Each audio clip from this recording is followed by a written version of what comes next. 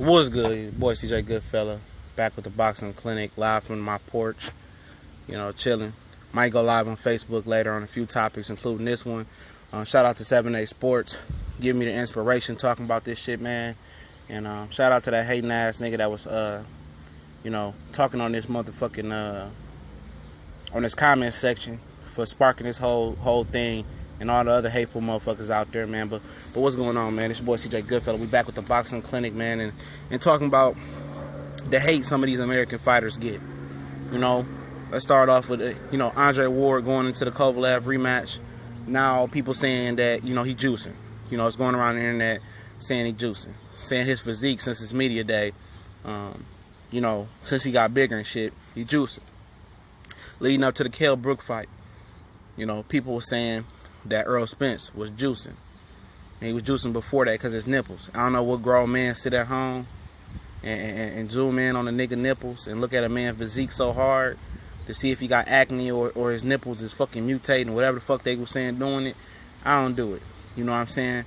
But when Pacquiao was asked to take the random drug test and refused to take the test for Floyd Mayweather 3, 4, 5 years, in the making, and said he was scared of needles, but, clearly had a few tattoos on his body. Y'all fought that shit to death. Y'all killed Paulo Maldonado for saying that shit. Saying after the David Diaz, when the Diaz fight, when he moved up to, the 135, he like a straight monster. It was about time he was juicing. Y'all killed him. James Toney got caught juicing under Freddie Roach's watch. And people made that insinuation that connects with Manny Pacquiao. I defended him to death, But you insinuating that, Andre Ward now, some of the same people, is insinuating that he's juicing because he's a little bit more bulkier for the Kovalev fight. All right, kid game. Most of the motherfuckers never played a sport, never trained, never hit a treadmill, never touched the weight. When you do different training techniques, different fights, I guess you would do physical fitness for different things. I don't know. For Kovalev, he probably wants to get stronger. Most people that superset and do high reps and low weight, they cut up. That's the type of body type they got. They cut up real quick.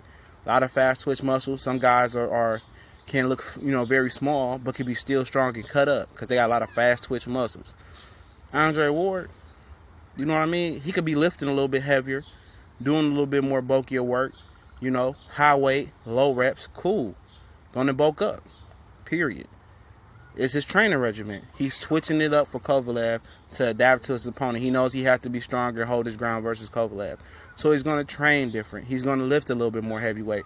But at the end of the day, he's still going to make the same weight. He's still going to come down and still probably be a little bit bulkier. And his weight distribution in his body is going to be a little bit different. Period. It's going to weigh the same. And one of the 7-8 Sports subscribers say he's probably juicing because he hasn't enrolled in VADA. He's been through 3 cycles of VADA. And I believe they're taking VADA for this fight as well. So now they're reaching without facts. They're reaching on assumptions when they can just clearly look it up and research and see that he's enrolled in VADA. And Errol Spence, he enrolled in VADA for the Kell Brook fight. Kell Brook made sure that happened. He put in his contract, no complaints. He can't use the excuse that, Kell Brook was juicing. Well, you got it in your contract. He still whipped your ass, had his best performance. So what's the issue? What's the issue? Now people saying, his nipples, he looks smaller, his nipples look different. I'm not looking at another grown man that hard. He still whooped Kell Brook ass. No difference in his performance. Best performance today versus best opponent.